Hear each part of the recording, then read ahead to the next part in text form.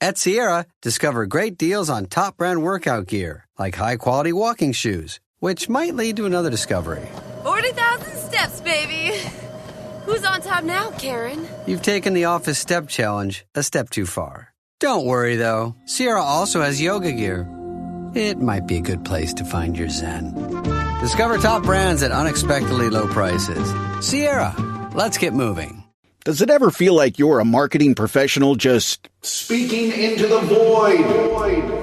But with LinkedIn ads, you can know you're reaching the right decision makers, a network of 130 million of them, in fact. You can even target buyers by job title, industry, company, seniority, skills, and did I say job title? See how you can avoid the void and reach the right buyers with LinkedIn ads. Spend $250 on your first campaign and get a free $250 credit for the next one. Get started at linkedin.com/campaign. Terms and conditions apply. The Jack Welch Management Institute at Strayer University helps you go from, I know the way, to I've arrived with our top 10 ranked online MBA.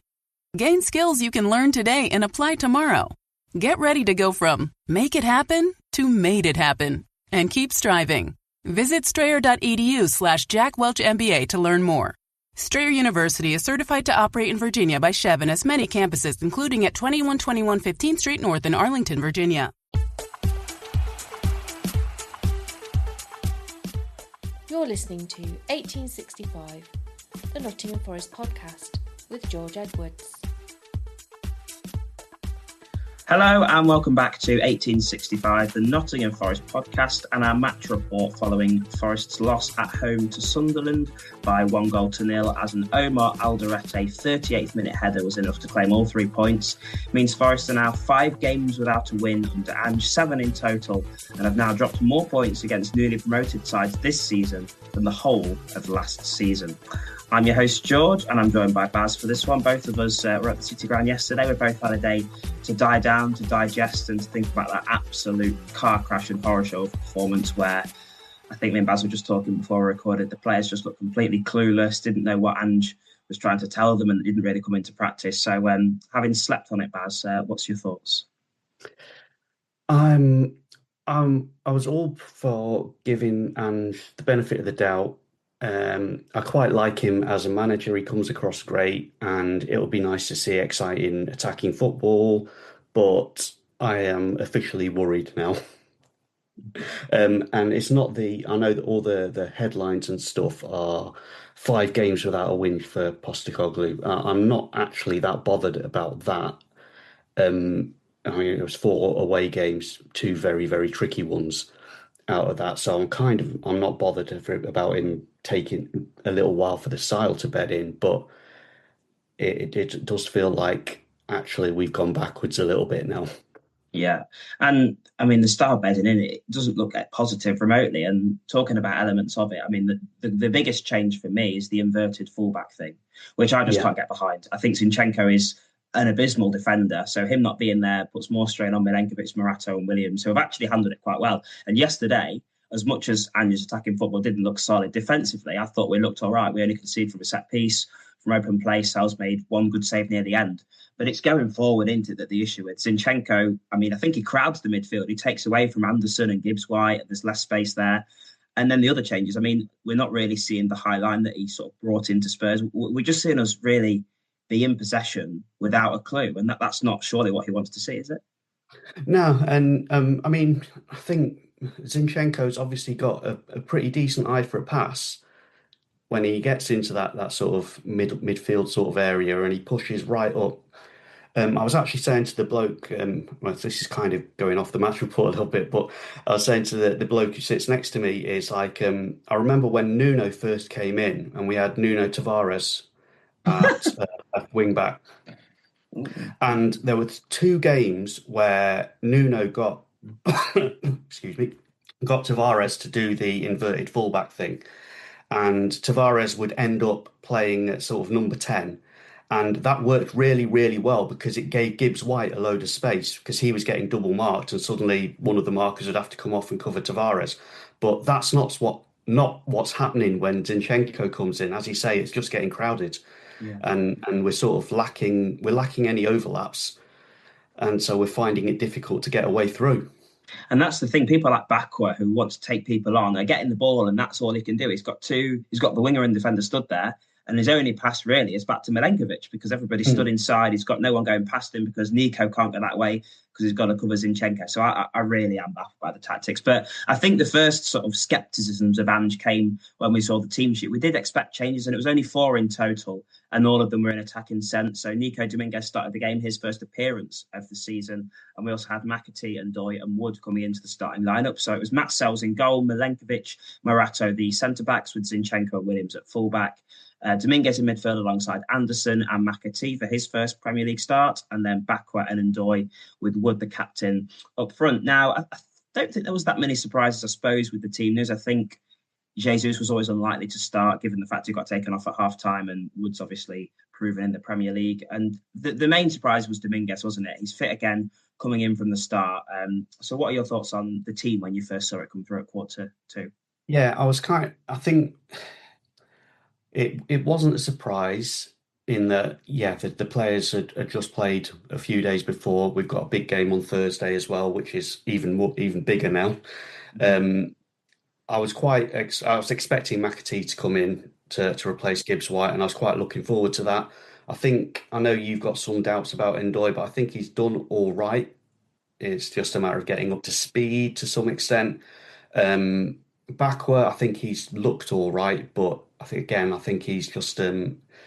I didn't think he had a great game yesterday, but and then Dominguez coming in again. I'm wondering if that's with an eye on Thursday, but I'm not sure that him or Wood really fit with Ange Ball.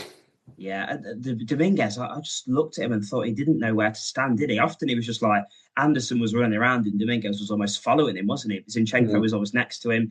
He just didn't have a clue where to stand. And I just thought it was very harsh to chuck him in. Obviously, he's an experienced Premier League player, but to chuck him into this whole new system that a lot of the players have had a couple of weeks to get used to. And, most of them played at Swansea if they haven't played in the first team. So just chuck him in and expect him. And he is versatile. I remember we played Man City and he was almost playing like on the right wing and then took it inside when we didn't have the ball. But he just looked completely lost. And if we look at the start of the game, I think we were looking at to go behind early on. Sunderland had the first chance. It was Morato who lost the ball in the box. Morato, to be fair to him, I've slated him in the past. I think with the more games he plays, the more solid he looks defensively. He's never going to be Murillo on the ball with his passes into midfield or his pace. But I think he's playing to his strengths. He's forming a decent partnership with Milenkovic. But yeah, he gave the ball away and it's Isidore, isn't it, who pounces on it, sort of sent it towards goal. Sells almost guessed the wrong way and it went wide of the far post. But yeah, as we mentioned, Forest started, they looked like strangers. They didn't look like they created chances. And the thing about Ange's football is we've often started games well and petered off in the second half. That's what his Spurs side did a lot last season. And you think to when we played our best football, first half against Betis, first half against Burnley, first half against Swansea. So you're expecting, you want 90 minutes of consistency. But if we're going to play well, you think that's coming from the start. But, whether that was because McAtee was in there struggling to find influence or the fact we didn't have Louise, which I think was a big miss as well, we just couldn't get firing, Baz. Yeah, and again, you can't complain about Chris Wood after the season he had last season, but I'm not sure he fits in it. He's not the most mobile player, and so therefore he was basically taking his positions and his game's almost like I'm just going to move at just the right moment to give myself 6 inches of extra space, but he had like the 2 defenders on him all the time. So therefore the rest of the team weren't stretching them because everything was sort of coming down the centre rather than coming from the width. And therefore his movement wasn't what we needed to make the space we needed. Mm-hmm. So in the first half, we only had 5 shots. So we have 22 in total, which shows the second half was a bit of an improvement. But we had 5 shots in the first half, and it felt like we were passing for passing's sake. And Sunderland looked quite dangerous from. They had a few corners and a few throw-ins. So as much as Forest had all of the ball, I always felt Sunderland were perhaps the most likely to threat. So we'll get onto the incident and the most controversial of the game. And I don't think you can pin Forest losing on this because they should have done far more to beat Sunderland, and they should defend the following free kick a lot better. But it's 37 minutes away. Dominguez comes in, looks like he clears the ball and then gets caught by Trey Hume. Obviously in the Brian Clough stand-up here, that's exactly what I thought had happened. I was looking at the ball sort of going into the opposing half, and then the referee blows the whistle, gives the free kick the other way. And I didn't really understand what he'd done until Sunderland shaped up to take the free kick, because I thought there's no way he's given a free kick against us there. And Milenkovic was also booked for dissent. And then the following free kick was chipped in by Xhaka, and Alderete, I think it was, headed it past Sells, who came towards the ball, but it was a powerful header, not much he could have done about that. What were your thoughts on that, Baz, having seen it back and initially in the stadium? Because I still think it's a very strange decision. Yeah, at the time, I thought I didn't understand why it wasn't given as a free kick to us. I saw Dominguez go down while their player stayed up. It did look. I didn't have a great view, but in my head, I thought the Sunderland player's foot was high, so I wasn't surprised that the referee blew up, but I was surprised that it went against us. And then I was surprised to see Dominguez getting booked, and then surprised to see Milenkovic getting booked. And then at half time, I stood on the little bit in the concourse where they have the screens playing and I was watching it going, yeah, Dominguez definitely got caught there. It's like, I don't understand why it was given, why he got booked for I think it was Adam in our group chat was saying, yeah, Dominguez dived there. And then immediately after that, I got a message off a Geordie friend going, I can't believe that those Mackham dirtbags have got away with that. And I think the referee made the mistake. It was not simulation. It should have been a free kick to us, but there's also no denying Chris Wood was slow to cover the man. It was his job to cover him. And because of that, Sells had no chance at defending the shot. So the decision goes against you. You have to play at the whistle, go with the referee's decision, and we didn't wake up. We were too busy complaining. And it was a wicked ball in from Xhaka. And when you put it to deliver like that and you react to it, even a split second later, you're obviously going the wrong way. The attacker's going the right way. It's very hard to defend a situation like that. And there's a couple of players I want to talk about because they only really featured in the first half. Ndoye and McAtee. Now, I thought, to be fair, you said that I wasn't that impressed with Ndoye so far. I thought he had probably his best half of football up there. I thought he was, tried to take on his man, but he just doesn't do it enough for me. At the end of the half, he got past his man, got a shot on goal, went out for a corner. But I just want to see him do that more. I just think he's not really got much pace. We saw him be outpaced a couple of times with the fullback, and he's not really got that much strength. So I'm saying, right, you've got to then beat a man and put a ball in that he doesn't do enough. And then McAtee, I just really am. I want him to succeed because, we've seen flashes of brilliance for him for Man City, Sheffield United as well. He's a very different number 10 to Gibbs White as well. So that might offer us a different option. In a game where we might want more control and dominance, he might be the player to play. And then when we, on the ball less like Man City or Liverpool, you might want Gibbs White playing. But he really just failed to influence, didn't he? He had to drop deep to get on the ball. And I also think, as I mentioned, this Zinchenko going into midfield makes it a lot more difficult for a number 10 to succeed. But how do you think Ange gets McAtee playing? Because I don't think anybody was impressed with his first half showing there. No, I think you're right. He's a very different type of player. And I was thinking, actually, this is the kind of game that we want a player like him, because they're going to sit deep. They're going to be hard to get through. And he's got this close control. He's got an eye for a pass. And he can take defenders out of position because of his close control and therefore free up space for everyone else. But as you say, there just wasn't any space. Most of the game was probably played sort of in their half, between their half and the D. Mm-hmm. And the whole area was just so congested all the way through. So there wasn't anywhere to actually pass the ball. We didn't have any width. We didn't have anywhere for the ball to go. So it didn't really matter what he did. It's the one thing I did like, there was a couple of points where he did a Gibbs White style, I'll go there on the break, so I'm going to charge back and then put the last ditch tackle in. So at least he does that as well. But as it stands, yeah, it's not. It should work for him. Ange Ball, if you think of how Man City were playing a couple of seasons ago, Ange Ball should fit with that. But it just didn't look like it was there today. And as well, Forest, I think it's sort of well-known fact we've got like the widest pitch in the Premier League or something like that. That's perfect almost style to play that. And you almost think, you wonder how Forest succeeded under Nuno with a pitch that wide, because they tried to make the pitch as compact as possible. So at half-time, it was 1-0. Dominguez went off for Gibbs White, so I wondered what he'd do, because we saw that at Swansea, McAtee and Gibbs White played together, and it was McAtee further forward, Gibbs White dropping back, but it was the other way around. until McAtee got hooked on about the hour. But not much really changed. We've got a bit more joy towards goal, but and then Ndoye and McAtee were replaced by Jesus and Hudson-Odoi on the hour. And I suppose you think about, I was thinking as well about the two last home games. We've had so much return. We've had a manager change, Nuno go to West Ham, 4 away games, 3 competitions, return to Europe in that space of time.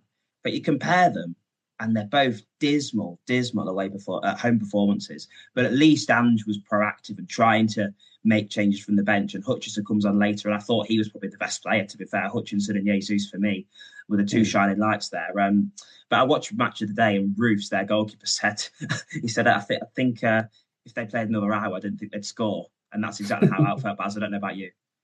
Yeah, I think actually the second half, I was just saying beforehand, I had this so at half time there was lots of boos, but that was for the referee because no one understood why the free kick was given.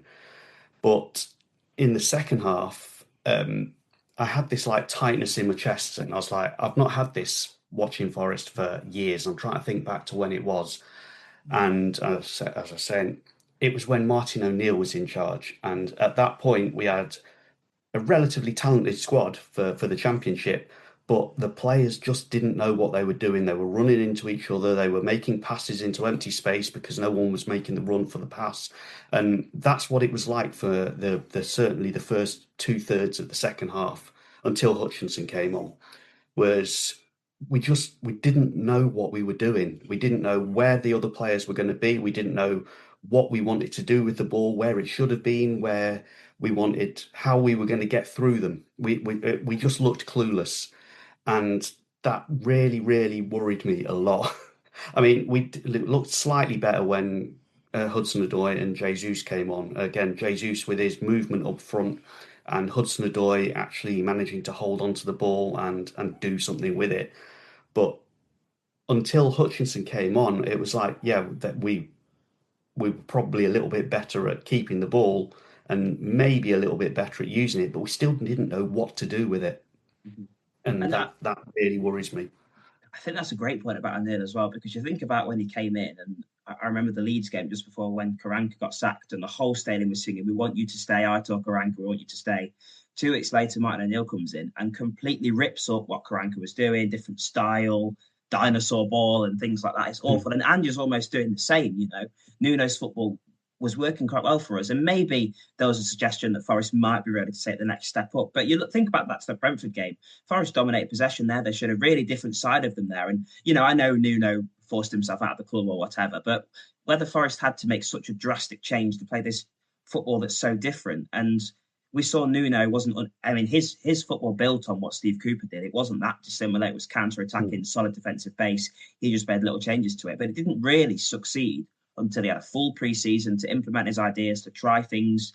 And I mean, this change is far more drastic than Cooper to Nuno is. And I just wonder if we're ready for the change. And, you know, when it's looked good in very small spells. We've had 10 halves of football now under Ange. And for me, 3 of them have looked promising. You think of Swansea in the first half, Burnley in the first half, and Betis in the first half, which was the best example of that. Apart from that, that's 3 out of 7 halves of football. And yes, there's the Arsenal game in that was far too early of him to make changes and stuff. But I just really wonder whether we're ready for this volume of change. But we look back to any of the chances that Forest had. I mean, is there really any? And Wood had a couple, didn't he? I think the second one, when there's a ball in from Hutchinson late on, heads it wide. He probably ought to have done better with that. It came at him quickly, but I thought he sort of almost tried to guide it to the far post, or I thought I'd just nod it into that far post where it came from. And, you know, apart from that, I think there was a triple save, wasn't there, from Jesus as well, that the keeper did well with, and Anderson as well. But yeah, there was never a feeling that Forest could score. And yeah, at the time during the game, I was like, how have we not scored? Because there was like a little spell, like 2 or 3 minutes, where Roof made three or four saves in quick succession. But having watched them back, all the shots were directly at him. Yeah. So we could have done better. And we only scoring once Sunderland gave the ball away in the box or something. Not many of it until Hutchinson came on, like you said, were from us creating chances. Yeah, and actually, I think probably my favourite, I think it was the Jesus one where Hutchinson then followed up with it, was Hutchinson was on the right wing and he lost the ball and their fullback started stepping forward with it and he went back and pressed and won it back, and that's what made the chance. So, I mean, I'm all for that. That's and again, probably under Nuno, we might not have done that. We might have just pulled back and let them come at us so that we'd get the space to break maybe a few minutes later. But I'm quite happy with that. That work the ball, work the fullback, don't give them any time or space. And there was a few. So Sunderland did the thing where when they got a goal kick, one of the centre backs would take the goal kick, pass it to their keeper, and then the centre backs would split. And the idea behind that is it's to make it harder for people to press because you have to commit 3 players then to the press. And there was one point where I think it might have been Wood, or it might have been Jesus actually, and the keeper had the ball and was looking to play it to the keeper's left, and Jesus made this arced run. And so what he did by making the run in that way, he meant that the keeper couldn't play it straight down the middle and he couldn't make the pass to the left that he wanted to. So he had to change his mind, played it to the right, and then the centre-half wasn't expecting it and then hoofed it out. And I was like, actually, that's what I think of when people talk to me about Ange ball. That's what I'm thinking of, is like actually make life difficult for them right up high up the pitch. And so there was 2 occasions when we did that, Jesus and Hutchinson. And the rest of the time, you could see us going in for the press and missing it, and then they just kept the ball. It was maybe is just we haven't had enough time on the training pitch to put all those ideas into play or whatever. But the earlier halves where you said we looked good, they were all first halves. And then when we fell apart in the second half, you could at least say, actually, yeah, maybe we're playing a much more intense style. Physically, we're not ready for it yet. Whereas this one, it looked like actually we didn't know what Ange wanted us to do, and the players looked lost. They certainly did. There's a follow-up there that you mentioned, Jesus. I mean, Wood, obviously, we mentioned had 2 shots and missed the target and stuff. But do you think he can succeed in Ange's style? Because I think you've got to find a way to incorporate a 20-goal striker in how you play. But judging so far, he's not scored since the first game of the season. I mean, is there a future for him in the starting lineup, do you think? The thing is, Ange likes wingers. Yeah. But he likes the wingers and he likes them to cut inside. And I think that probably doesn't work quite as well for Chris Wood. Although I suppose, I mean, there were the points where Elanga was playing alongside him and the 2 of them had that little understanding where they do the interplays, whether it's the 1-2 headed balls and all that sort of stuff. But if we're not going to play with like full width, then we're going to make life difficult for Chris Wood because he hasn't got the movement to get away from the centre halves enough without the game being stretched in some way. So, and it all comes back to that inverted fullback thing, which is before when we had Aina and Williams bombing up and doing the overlaps, that meant they had to spread their defenders out, which gave Wood the space to get those goals. And we're not doing that. So we're not playing to his strengths. Yeah, absolutely not. We'll have a break in a second. Just one more sort of chant of note. It was for Sunderland in stoppage time. It was, I'm going to say this wrong, Gertrudia or something like that. And it felt very similar to that West Ham game when right at the end, I mean, we'd already been battered by that point, but Jarrod Bowen sort of waltzed through all of our defenders and you thought it was just going to stick it away and Sells made a save. And it wasn't quite that many markers, but Sells makes the save from him as he does a similar thing. So I thought that was just going to be the final nail of the coffin. It'd be a sort of 2-0 and everybody mass exodus. I mean, in the end, it finished 1-0. I was expecting it to be 2-0, and it is that's obviously the danger of playing high up the pitch is you leave yourself open to the counter attack yourself. So yeah, I was I was quite surprised that didn't go in. Yes, right. So full time, it finished Nottingham Forest 0, Sunderland 1. The 1865 Match Report. As a scientist, I can tell you that Sundays are only 24 hours long. But with NFL Sunday Ticket and YouTube TV, you get every game every Sunday all in one place. That's upwards of 30 hours of NFL in one day. How can there be 30 hours in 24 hours, you ask? I have a theory. Magic.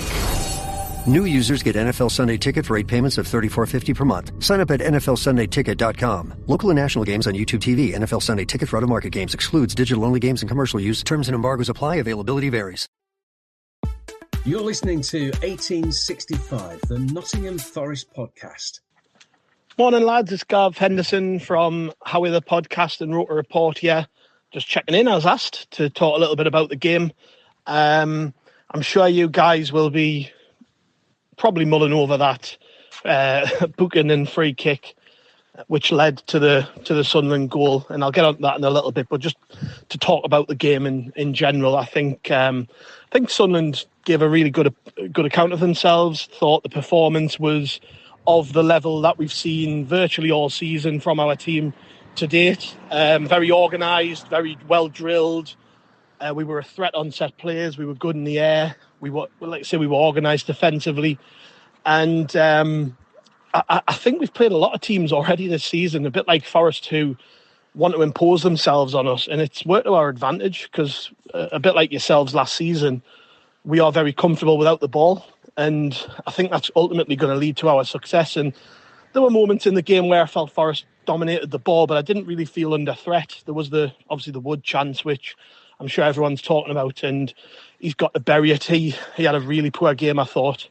But as the game progressed, I think we were pretty good value for our victory. I think that was about as well as you can expect the team to play away from home. We weren't going to come and dominate the ball. We weren't going to come in and dictate the game. It was pretty much a perfect away performance. And as I said, given the way you guys played last season, I'm pretty sure you can appreciate how satisfying it is to see Sunderland win in the manner that we did. I think, early in the game, Wilson Isidore has that chance. It's a brilliant chance as well, out of nothing. And that was sort of an early warning shot to Forest as to what we were capable of if we were allowed allowed opportunities, effectively.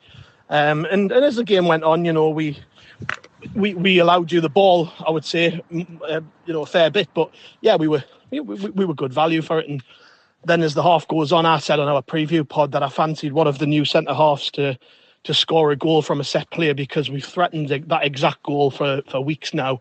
Alderete, the goal scorer, he actually hit the bar against Aston Villa last week, and it was a really good effort, and I was just fancying him to do exactly that, and he did. And it was a well-worked routine, I think. Mukiele and Masuatu do a good job of blocking off your defending players, and it allows Alderete the opportunity to get around the back. But there's a couple of factors at play there. There's obviously the blocking, there's the ball in from Granit Xhaka, which is fantastic, and then of course Alderete is really aggressive and wants to get on the end of it. And I think your keeper could probably do a lot better than he did, but hey ho, he came off the worst of it. But obviously the talking point is the set play and the decision to award it to Sunderland.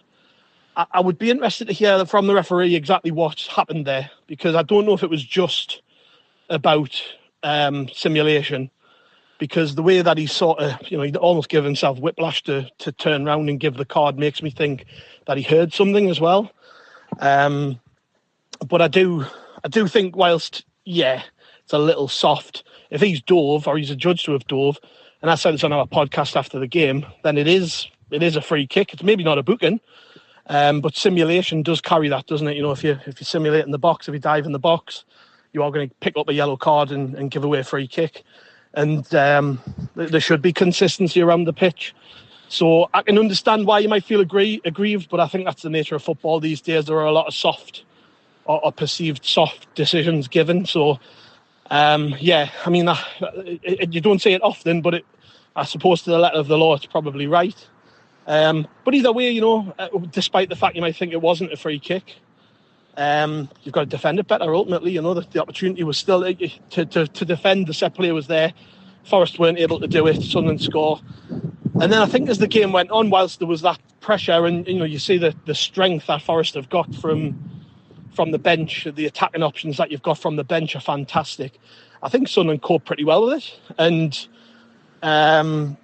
even later in the game, we were the ones who maybe looked like grabbing something, even if we weren't dominating the ball. There was that Geertruida chance where he enacted the the ghost of Nader Manua to skip through your defence and almost score, and it was a good save from Sells in the end. But yeah, pretty satisfied with the performance. That puts us into the top four, which still seems bizarre to me that I even say that Sunderland are in the top four of the Premier League at the minute, but that's the start we've had. We've been brilliant so far. For Forest, I'd be a little worried if I'm honest. Ange isn't having the effect that you'd want. And to be honest, isn't it silly to change completely to a new philosophy midway through a season? If you're going to appoint somebody like Postecoglou, who is a manager who plays a completely different style of football, you should be doing that in pre-season when he's got time to work with the players, when he's got time to recruit players who can play that style, when you've got pre-season games to try things out, not when you've already started the season. And I just don't see how he's going to be able to completely change things in the way he wants to, whilst you're trying to balance Premier League football and European football. It's difficult without those things going on each week. So I'm sure I'm only saying things here you're all saying yourselves, but I'd be probably a little worried, despite the fact you've got such a talented squad. I think you'll be fine. I think it'll work out in the end. But Europe feels like a bit of a distraction, if I'm honest, looking in from the outside. But you'll be fine. I'm sure you're all disappointed with how he started and you're kind of waiting for that first victory to come. But you won't play teams as well organised as Sunderland every week, I don't think. And, that win will come eventually because you played some good stuff. You've got good players. And I'm not just blowing smoke up your arse. I genuinely think that. So, good luck for the rest of the season, lads. Hopefully by the time you come to the stadium later in the season, things have sorted themselves out and you're back on the right track. But yeah, for now, I'm just glad that we managed to get that victory and hopefully we're both doing pretty well by then. The 1865 Match Report. Eczema isn't always obvious, but it's real. And so is the relief from Ebglyss. After an initial dosing phase, about 4 in 10 people taking Ebglyss achieved itch relief and clear or almost clear skin at 16 weeks. And most of those people maintain skin that's still more clear at 1 year with monthly dosing. Ebglyss, lebrikizumab LBKZ, a 250 milligram per 2 milliliter injection, is a prescription medicine used to treat adults and children 12 years of age and older who weigh at least 88 pounds or 40 kilograms with moderate to severe eczema, also called atopic dermatitis, that is not well controlled with prescription therapies used on the skin or topicals, or who cannot use topical therapies. Ebglyss can be used with or without topical corticosteroids. Don't use if you're allergic to Ebglyss. Allergic reactions can occur that can be severe. Eye problems can occur. Tell your doctor if you have new or worsening eye problems. You should not receive a live vaccine when treated with Ebglyss. Before starting Ebglyss, tell your doctor if you have a parasitic infection. Searching for real relief? Ask your doctor about Ebglyss and visit ebglyss.lilly.com or call 1-800-LILY-RX or 1-800-545-5979. You're listening to 1865, the Nottingham Forest podcast. Thanks very much, Gav. That sort of the ending reminded me of the first season when we were going and getting pasted every week and they were going, Forest, you'll be fine and things like that. And you thought, really? There's a few points I want to make and then we'll hand over to Baz because he's got something he's been pondering overnight that he wants to bring up. He sort of mentioned, Gav, there about Forest almost you see in Europe as a distraction. Now, I don't quite think they see it as a distraction. I think that's possibly the number one priority. But my worry is that Forest put all their eggs in that basket. I think Marinakis might have even done that by appointing Ange. And you look at a lot of people have been looking at the next few games: Newcastle, Chelsea, Bournemouth, Man United, Liverpool. That's a rough, Newcastle at the start, rough few fixtures there. And you're thinking if we're prioritising Europe, we cannot afford to, win one or two of them. We need to have good form through that. And it's whether Ange, Midtjylland is a side that I think Forest should be aiming to beat. So does Ange play the Prem lads in the Prem game at Newcastle and maybe play a similar squad to that he played at the weekend against Midtjylland, or does he put all the eggs in the Europa League basket? We'll wait to see. And I think I mentioned it in the pod, Louise was such a big miss. We only really have played good Ange football while he's been on the pitch, and he's only been on the pitch for sort of 4 halves. So I really hope he's back fit soon because it worries me. But I'll hand over to you, Baz, for your thoughts on anything Gav said and your pondering thoughts as well. Gav kind of hit it with making a massive tactical change once the season's already started is a very, very risky thing to do. This narrative's building up with 5 games without a win for Ange. And obviously, as you say, the run of league games coming up is not looking promising on that front for getting that first win. I'm not really worried about the 5 games without a win for Ange bit about it. But what I am worried about is if the players' heads go down, if it's like, we're trying this stuff and actually Ange is encouraging me to do these things, but it's not coming off. So actually I'm just going to play it safe and then play a pass back and then play really dodgy, boring football to try and keep it under control. Because actually, I do think this squad is kind of built for Ange ball. Like I was saying earlier about Hutchinson, Jesus, McAtee should be a good fit, and Doyle should be a good fit. Yeah, Luis. They should all be able to do this sort of thing. But obviously, there's an issue around. We've touched on it where pressing is very hard. You have to do it as a team, and if you get it wrong, then it leaves you really, really open. And I mean, Zinchenko's defending is atrocious. There was a few times where we're not doing the centre halves on the halfway line, but there were times where, especially towards the end of the game, where Morata and Milenkovic were pushing forwards, and Zinchenko was our last man. And I was like, if they break on that, then we're in trouble. And I think the biggest difference I thought yesterday was in the second half. If you think back to when we were getting pasted every week under Cooper, there was that Forrester Magic on and off the pitch song. And the players would say afterwards, that kept us going, that kept us fighting. And I didn't get a hint of that at all last night. It was like the fans were resigned to it. And this is where I might have been overthinking it. There's a thing about every fan wants their club to win. Every fan wants their club to win. That goes without saying. And if Ange gets if we score 18 goals and get 6 wins in a row, then yeah, things will turn around. But every club also has a culture, and ours has always been, for the last 50 years since Mr. Clough, it's always been counter-attacking.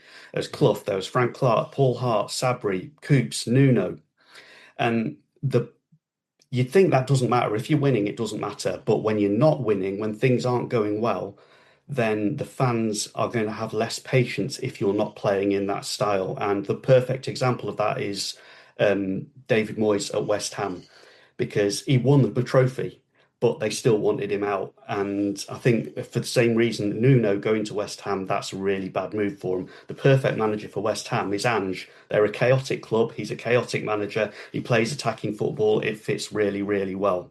And for us, we've been brought up with a clean sheet being a point earned. You build from the back. I'm not sure Ange is going to get enough time because it's such a big change, and that discontent's going to transmit to the players. Yeah, I think you're so true, in fairness. And yeah, every time I've watched Forest, Karanka, Sabri, all that success has been counter-attacking football, solid base. And on the fans as well. That first season in the Premier League, I'll never forget it. That's the best ever an atmosphere's ever been, because every single one of the people in the home stands or the away stadiums knew that we just had to give everything to try and get the lads over the line. Our expectations were very low. And since then, we've progressed, we've built better, we've looked better. And obviously now people are expecting a lot more. And because, as you mentioned, it's not in the style that we've had success in, people are a lot less patient to see Ange sort of coming in and ripping us going back. So can you still hear me? Yeah. Sorry, my headphones, sir. So just before we go, Baz, I just want your overall thoughts on how you think the next month is going to pan out. We've got 1 minute 45 on the Zoom. What do you think? I hope we need to get like 3 clear goals against Midtjylland on Thursday. I think just to change the narrative a little bit, and then we need to get that run of games. That's really scary. We need to get some wins in them, even if they're dodgy 1-0s, ball goes in off a one year's arse sort of games. Because we need the points as well. It's all the style of football almost doesn't matter already this early in the season. We need points. Yeah, absolutely. Hopefully the points come. Hopefully the performances come. But on yesterday's showing anyway, it does look a very far way off. Thank you for joining me, Baz, and thank you, Gav, for the view from the opposition. Thank you, listener, as well. We're back later on in the week for the 8C Espresso Bar and the reports from Midtjylland and Newcastle. You can find all the links to the social media and where to listen to the pod at the words 1865.football. And have a good week. Come on, you Reds, and hopefully we'll improve very soon. Goodbye.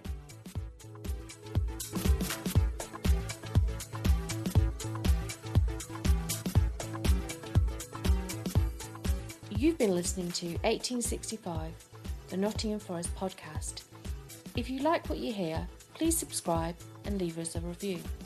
It helps other listeners find our content.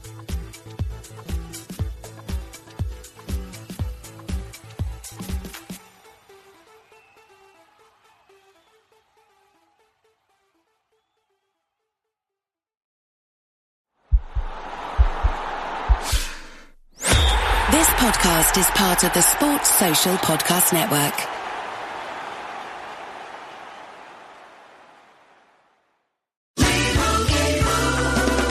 Doug. Limu and I always tell you to customize your car insurance and save hundreds with Liberty Mutual. But now, we want you to feel it. Cue the emu music, Limu. Save yourself money today. Increase your wealth. Customize and save, we say. That may have been too much feeling. Only pay for what you need at libertymutual.com. Liberty, liberty, liberty, liberty. Savings vary. Underwritten by Liberty Mutual Insurance Company and affiliates. Excludes Massachusetts.